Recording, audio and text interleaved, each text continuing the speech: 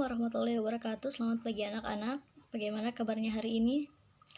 Semoga kita dalam keadaan sehat walafiat. Alhamdulillah, hari ini kita bisa bertemu kembali di pelajaran PPKN. Sebelumnya, marilah kita berdoa terlebih dahulu. Berdoa dimulai.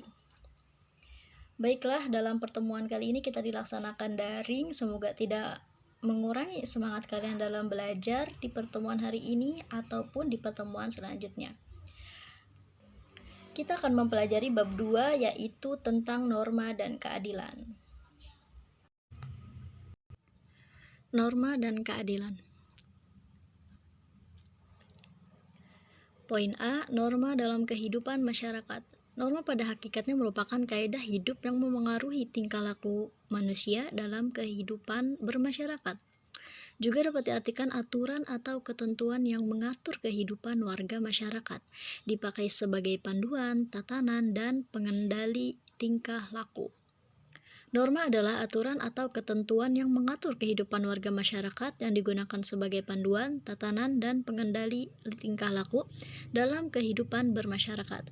Setiap manusia memiliki perbedaan kepentingan. Untuk melindungi kepentingan dan menghindari perselisihan akibat perbedaan kepentingan tersebut, diperlukan adanya aturan hidup yang disepakati bersama yang dinamakan dengan norma.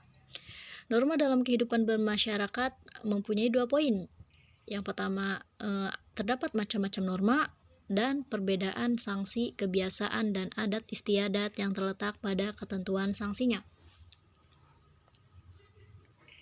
Baik, dalam poin yang pertama yaitu macam-macam norma. Ada 4 macam norma yang berlaku di masyarakat, yaitu sebagai berikut. Yang pertama, norma kasusilaan, yaitu peraturan hidup yang bersumber dari suara hati nurani manusia. Contohnya, tidak mengambil dompet seseorang yang terjatuh atau yang tertinggal, dan tidak menyontek pada saat ulangan atau ujian.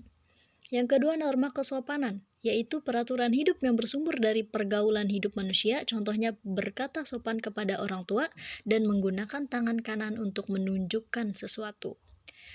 Norma yang ketiga itu norma agama, peraturan hidup yang bersumber dari wahyu Tuhan. Contohnya, yang pertama, melaksanakan ibadah sesuai dengan ajaran agama yang dianutnya dan memenuhi dan menjauhi larangan yang diperintah oleh Tuhan dalam kitab suci. Norma yang keempat yaitu norma hukum, peraturan hidup yang dibuat oleh badan-badan resmi negara yang bersifat mengatur dan memaksa setiap warga negara. Contohnya, kewajiban memiliki SIM bagi pengendara kendaraan bermotor, lalu menggunakan helm bagi pengendara kendaraan bermotor roda 2. Selanjutnya, poin kedua yaitu perbedaan sanksi, kebiasaan, dan adat istiadat yang terletak pada kekuatan sanksinya. Sanksi terhadap pelanggaran kebiasaan tidak sekuat sanksi pelanggaran pada hukum adat. Manfaat mentaati norma bagi diri sendiri yaitu membuat hidup menjadi tenang.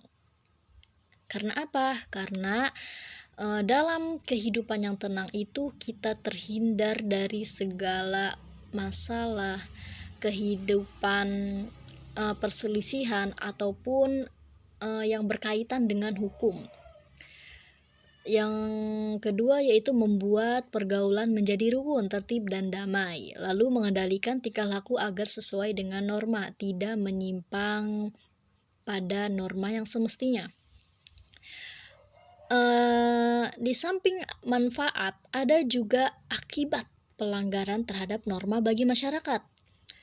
Yang pertama, merugikan hak atau kepentingan orang lain. Karena apa? Karena ketika kita melanggar suatu norma ataupun adat istiadat di masyarakat, kita dapat merugikan masyarakat yang lain.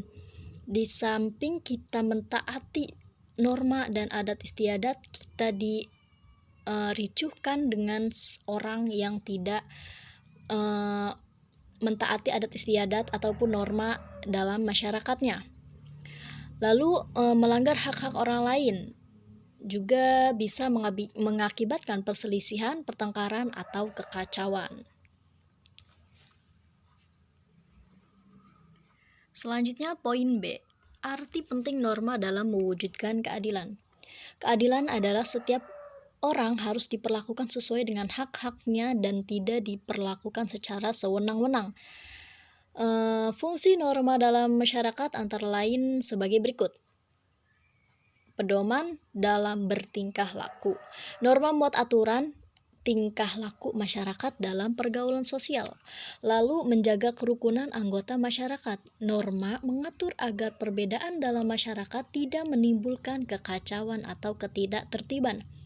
Lalu yang ketiga, sistem pengendalian sosial. Tingkah laku anggota masyarakat diawasi dan dikendalikan oleh aturan yang berlaku. Selanjutnya, pada pasal 1 ayat 3 UUD Negara Republik Indonesia tahun 1945 menyatakan bahwa negara Indonesia adalah negara hukum. Yang dimaksud negara hukum adalah negara yang mendasarkan segala sesuatu, baik tindakan maupun pembentukan lembaga negara pada hukum tertulis atau tidak tertulis. Menurut A. V. Dicey, negara hukum mengandung 3 unsur. 3 unsur tersebut yaitu yang pertama, supremacy of law, dalam arti tidak boleh ada kesewenang-wenangan sehingga seseorang warga harus dihukum jika melanggar hukum. Yang kedua, equality before of law, setiap orang sama di depan hukum, sama ya, rata tanpa melihat status dan kedudukannya baik bagi masyarakat maupun pejabat. Yang ketiga yaitu human rights, diakui dan dijaminnya hak-hak asasi manusia dalam undang-undang atau keputusan pengadilan. Lalu secara garis besar fungsi norma hukum adalah sebagai berikut. Yang pertama, fungsi hukum memberi pengesahan atau legitimasi terhadap apa yang berlaku dalam masyarakat. Yang kedua, fungsi hukum sebagai alat rekayasa masyarakat. Yang ketiga, fungsi hukum sebagai sarana pembentukan masyarakat, khususnya sarana pembangunan. Yang keempat, fungsi hukum sebagai senjata dalam konflik sosial. Selanjutnya, dalam hukum, untuk mewujudkan keadilan merupakan salah satu teori tertua dari tujuan hukum. Kenapa? Karena keadilan berasal dari kata adil. Dalam Kamus Bahasa Besar Indonesia diartikan sebagai tindakan tidak berat sebelah sepatutnya dan tidak sewenang-wenang.